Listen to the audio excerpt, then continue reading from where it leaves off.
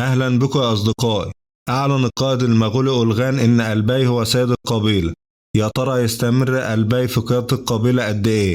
وإزاي عثمان هينجو من الإعدام والأسر من إيد أولغان؟ وهل بيجوم هتساعد ألباي ولا هتساعد السيد عثمان في التخلص من المغول؟ وإيه خطة بالا وعلاء الدين وأورهان لإنقاذ السيد عثمان؟ تابعنا أصدقاء الإعلان واللي كشف فيه القائد المغولي أولغان سر كبير للسيد عثمان، إن ألباي هو حفيد صنغور تكين، وأعلن ألباي سيد للقبيلة. حقيقة إن ألباي هو حفيد صنغور تكين فاجأت السيد عثمان.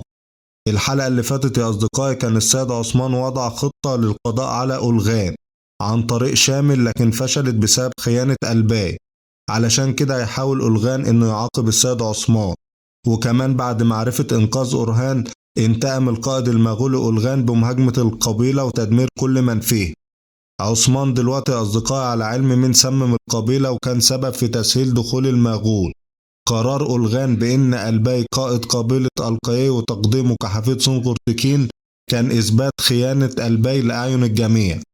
احنا عارفين إن بالا وعلاء الدين وأورهان غادروا القبيلة بعد مهاجمة المغول، وبعد معرفة إن أولغان بيحاول القضاء على السيد عثمان في القبيلة مفيش شك هيرجعوا القبيلة لإنقاذ السيد عثمان. وزي ما هو موضح في الإعلان يا أصدقائي وجود بالا وعلاء الدين وأورهان بالقرب من القبيلة لمتابعة الموقف. بكده نكون وصلنا لنهاية الفيديو، نشوفكم في فيديو جديد إن شاء الله.